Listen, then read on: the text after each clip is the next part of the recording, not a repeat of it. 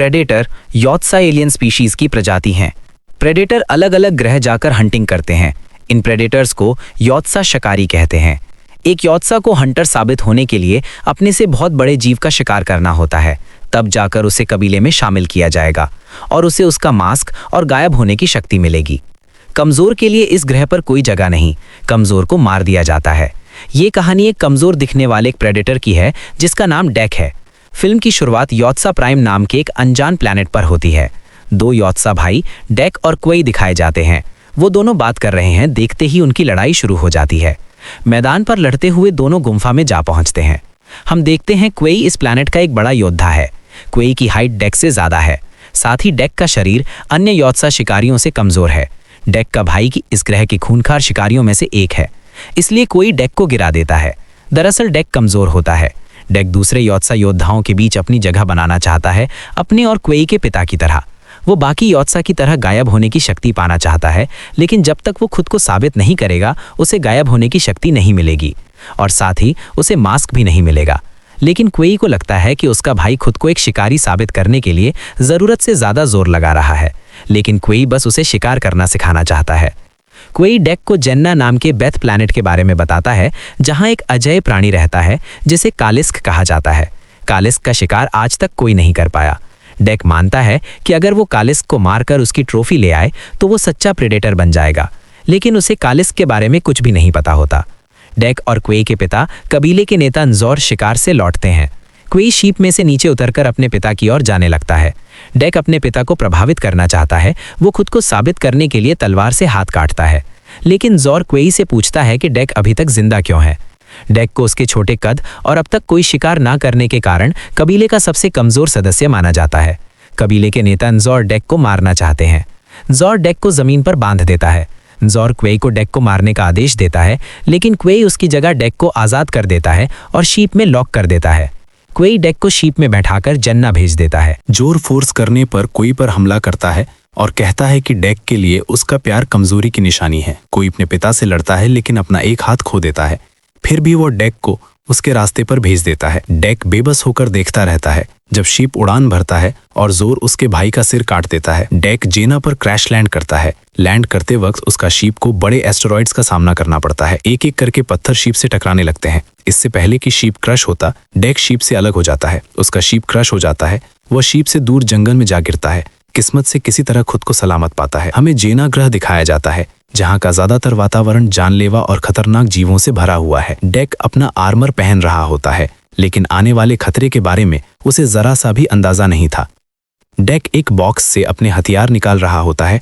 तुरंत ही जिंदा बेलें उसे जकड़ने की कोशिश करती हैं। ये जिंदा बेलें डेक को बार बार पकड़ रही थीं। बेलों को काटते काटते डेक का हाल बुरा हो जाता है। किसी तरह वो उन्हें काट छांट कर खुद को बचा लेता है। वह एक चट्टान पर खड़ा हो जाता है। अब डेक देखता है बेलें उस तक पहुंच नहीं रही थीं। बेलों से छुटकारा पाकर वो एक नदी के किनारे पनाह लेता है। डेक बेलों की वार से आई चोट को साफ करता है। हमें दिखाया जाता है डेक अपने हाथ पर लगे एक गैजेट से लिफ को मलम में कन्वर्ट करता है। उसे वहां छोटे छोटे कीड़े जैसे जीव भी मिलते हैं जो फट जाते हैं। ये देखकर डेक को अंदाजा हो जाता है कि ये ग्रह खतरों से भरा हुआ है। आगे बढ़ता रहता है, तभी आसमान की गहराइयों में एक ड्रैगन मंडराने लगता है, मानो कि मौत उसे दस्तक दे रही हो। आगे बढ़ने पर वो खुद को अपने से बड़े फूलों में घेरा हुआ पाता है। डेक इन लाल फूलों को साधारण समझता है, लेकिन डेक इस प्लैनेट को समझ रहा था। ये प्लैनेट उससे कई ज्यादा खतरनाक है। जैसे ही डेक इन फूलों को छूने लगता है, वो फट जाता है। डेक समझ जाता है ये फूल भी खतरे से कम नहीं। तभी कोई जोर से डेक को आवाज देता है।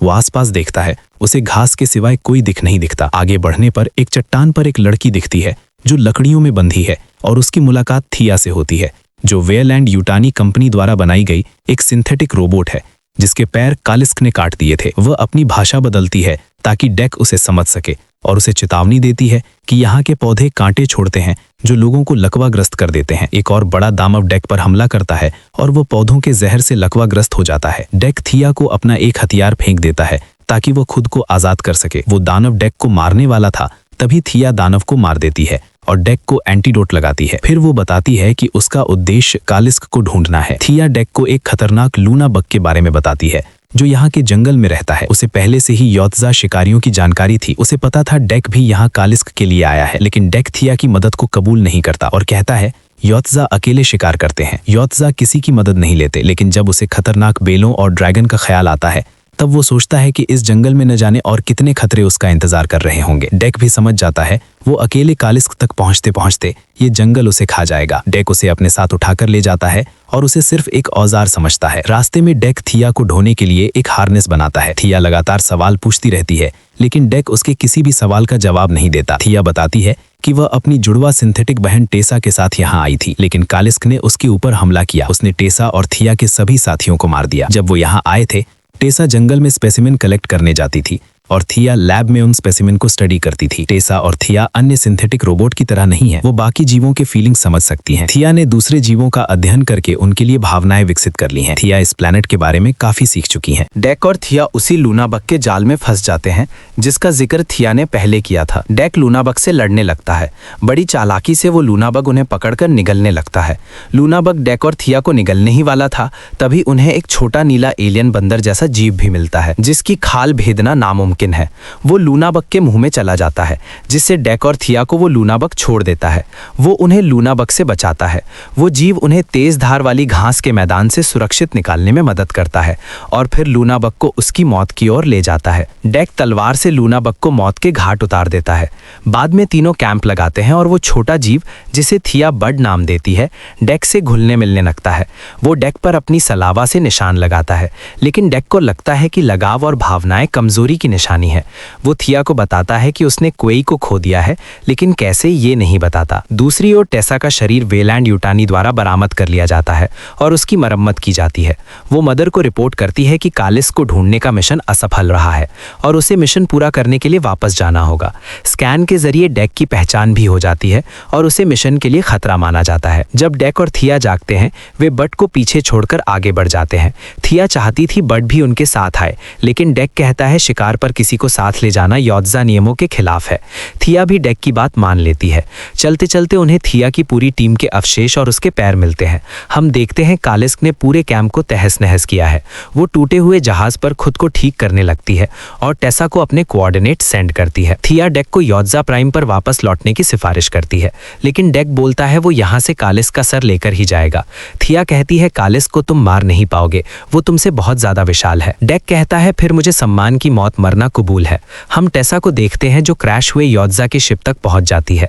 शिप पर योत्जा का खून लगा था, इसलिए टेसा समझ जाती है कोई जिंदा योत्जा शिकारी जंगल में घूम रहा है। टेसा योत्जा के शिप में से डेक के हथियार बरामद करती है। प्रेजेंट सीन में डेक वहां से बाहर निकल जाता है, तभी कालिस्क आ जाता है और डेक उससे लड़ने लगता है। वो जानवर बहुत बड़ा और खतरनाक है। डेक उसकी पूंछ काट देता है, लेकिन वो दोबारा जुड़ जाती है। आखिर डेक उसका सिर काट देता है, लेकिन फिर वो दोबारा उगने लगता है। डेक फिर से लड़ता है, लेकिन कालिस्क उसे दबोच लेता है। वो उसे मारने से ठीक पहले रुक जाता है क्योंकि उसे बट की गंध आती है। तभी टेसा दूसरे सिंथेटिक्स के साथ पहुंचती है और योत्जा के शिप से चुराए हंटिंग टूल की मदद से डेक और कालिस्क दोनों को जमा देती है और थिया को भी पकड़ कर ले जाती है। टेसा सिंथेटिक्स को लेकर पृथ्वी की ओर लौटती है ताकि कालिस्क को वेलैंड यूटानी को सौंप सके और उसकी पुनर्जीवित होने की क्षमता का इस्तेमाल किया जा सके। वे डेक का अध्ययन भी करना चाहते हैं, भले ही वो मिशन के लिए जरूरी नहीं था। थिया टेसा से बहन होने की दुहाई देती है, लेकिन टेसा साफ कह देती है कि वे बहनें नहीं हैं। वो कभी थिया को वापस लेने नहीं आने वाली थी और उसे सिर्फ उसके डेटा की जरूरत थी। वो थिया को निष्क्रिय करने की योजना बनाती है। वो थिया से कहती है योत्जा की रचना दिलचस्प है। थिया डेक को न मारने की दुआ करती है। टेसा उसकी नहीं सुनती। टेसा डेक को यातना देने लगती है, लेकिन थिया मशीन को रोक देती है। टेसा के जाने पर थिया एक सिंथ को डेक के बॉम्ब को पकड़ने के लिए छल करती है। वो उससे कहती है डेक से मैं हथियारों की जानकारी उगलवा रही हूँ। उसे योत्जा की बातें समझ नहीं आती, जिससे डेक भाग निकलता है। ये देखकर टेसा भागकर वापस आने लगती है। तब तक डेक स्पेसशिप से कूद जाता है। डेक बर्ड को एक कालिस्क के फुटप्रिंट में खड़ा देखता है और समझ जाता है कि कालिस्क बर्ड की मां है। वो बर्ड को अपने कबीले का हिस्सा मानकर उसे निशान लगाता है और जना पर मिले खतरनाक सामान को हथियार बनाने लगता है। वो ब्लास्ट होने वाले कीड़ों से बम बनाता है। जिंदा बेलों को बड़ी चालाकी से काटकर अपने पास रखता है ताकि सही वक्त आने पर इस्तेमाल कर सके। उसे पता था मछलियों को कैसे कंट्रोल किया जाता है। वो मछलियों को खाने का लालच देकर पकड़ लेता है और उससे भी हथियार बनाता है। वो बर्बाद हो चुके वेलैंड यूटानी के बेस जाता है। डेक और थिया के पैर खोज लेता है। डेक और बर्ड अब वेलैंड यूटानी बेस तक तक पहुंचते हैं, उससे पहले कि टेसा कैलिस्क और बाकी स्पेसिमेन लेकर पृथ्वी की ओर रवाना हो। डेक कीड़ों की मदद से सिंथेटिक को डिस्ट्रॉय कर रहा था।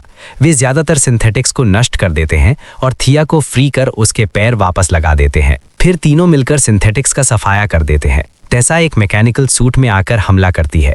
योत्जा बेलों को जकड़ने के लिए उस पर डाल देता है, लेकिन टेसा पावरफुल है। टेसा को खतरनाक बेले भी नहीं रोक पाई। अकेले योत्जा पर मैकेनिकल सूट में टेसा भारी पड़ रही थी।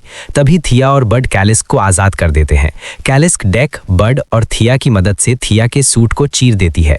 कैलिस्क टेसा को निगल जाती है। बड कैलिस्क के पास आती है।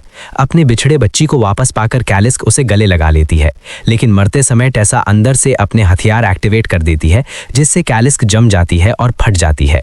फिर टेसा थिया को मारने की कोशिश करती है, लेकिन डेक उसे भाले से भेद देता है, एक सच्चे प्रेडेटर की तरह, और बड उसका सिर और स्पाइनल कॉर्ड उखाड़ लेता है। डेक, थिया और बड अपनी जीत का जश्न मना रहे होते हैं, लेकिन अभी भी कहानी खत्म नहीं हुई है। डेक योत्जा प्राइम ग्रह लौटता है और टेसा की खोपड़ी को ट्रॉफी के रूप में नजोर को पेश करता है, ये साबित करने के लिए कि उसने अपना शिकार पूरा किया है और अब वो अपने पिता का क्लोक लेने आया है। नजोर उसे स्वीकार करने से इनकार कर देता है और अपने गार्ड्स को उसे मारने का आदेश देता है। डेक आसानी से गार्ड्स को हरा देता है और अपने पिता से भिड़ता है। नजोर अदृश्य होने की कोशिश करता है, लेकिन डेक अपने शिप से जमीन उड़ा देता है और उसे बेनकाब कर देता है। डेक नजोर को निरस्त्र कर उसका एक हाथ काट देता है और नजोर को उसके घुटनों पर ला देता है। कबीले का नेता उसे आत्मसमर्पण कर कबीले में अपनी जगह लेने को कहता है, लेकिन डेक कहता है कि वो अब एक नए कबीले का हिस्सा है। तभी पूरी तरह बड़ा हो चुका बड जहाज से निकलकर नजोर का सिर चबा जाता है। थिया घोषणा करती है कि डेक अब आधिकारिक रूप से योत्जा है। जैसे ही डेक अपनी जीत का आनंद लेने वाला होता है, बाकी योत्जा अचानक हथियार उठा लेते हैं, क्योंकि एक और जहाज ग्रह पर उतरता है। डेक पहचान लेता है कि ये उसकी माँ का जहाज है। कहानी पसंद आई तो वीडियो को लाइक और ऐसी और एक्सप्लेनेशन वीडियो मिस ना करने के लिए हमारे चैनल को सब्सक्राइब जरूर कीजिए।